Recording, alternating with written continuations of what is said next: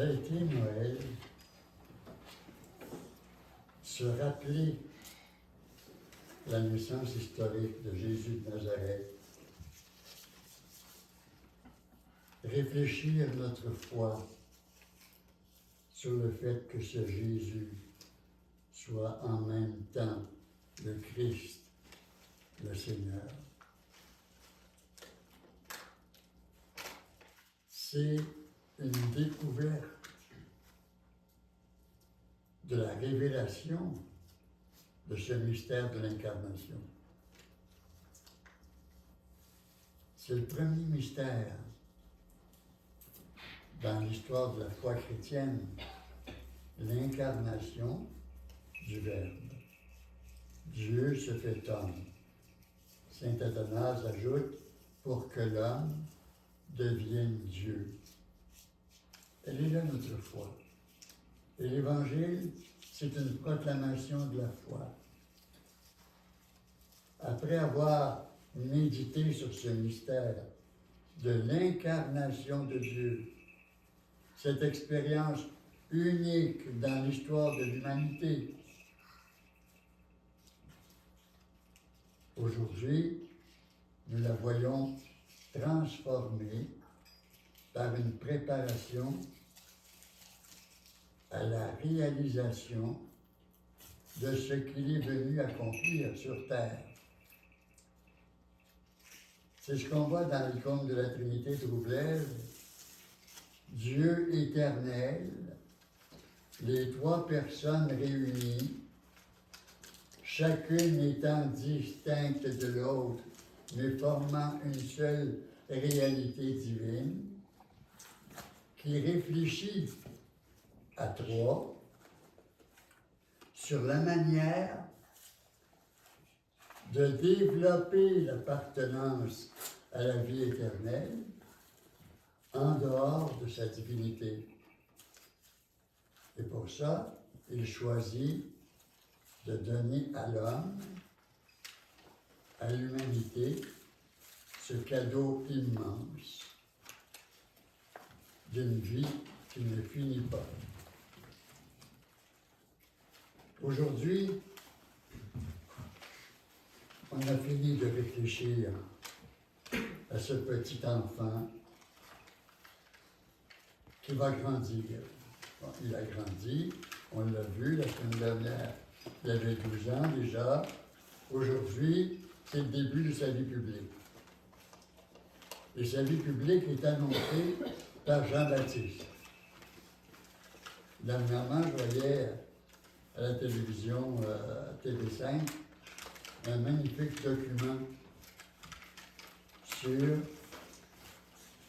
quel est l'emploi du temps de Jésus depuis sa naissance, depuis 12 ans, la dernière fois qu'on l'a vu de son vivant, jusqu'à 30 ans.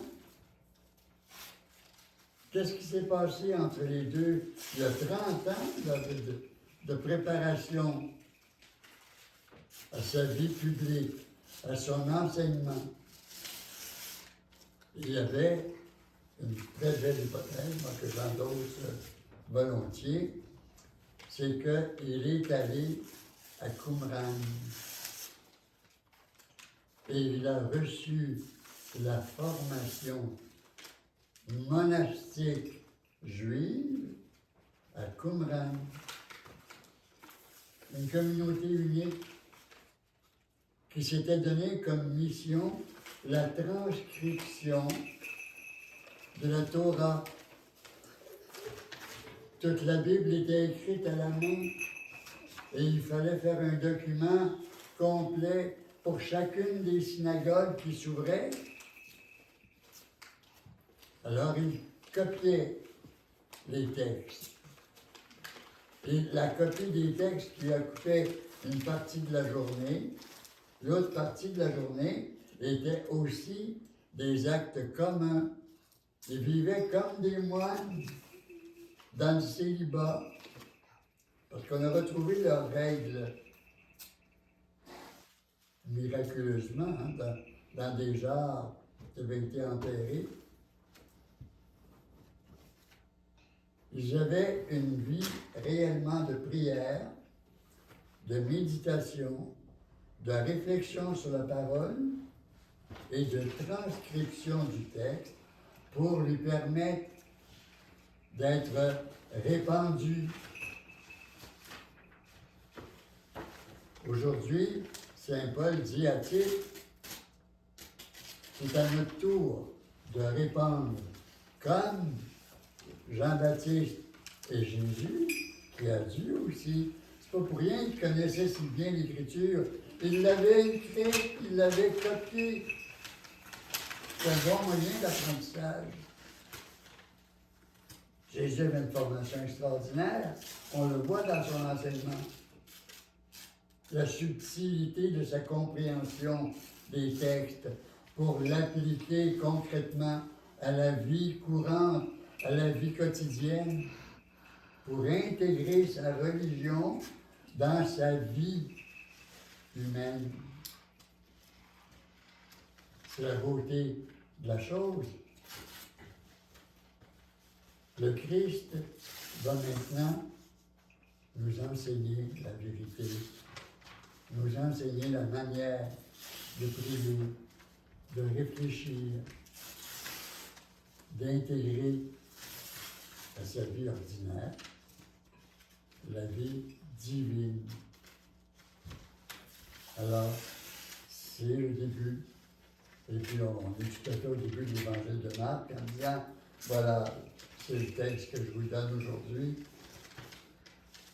pour comprendre à travers la foi des apôtres le mystère de la révélation divine à l'homme. Au nom du Père, du Fils et du Saint-Esprit. Amen. Amen.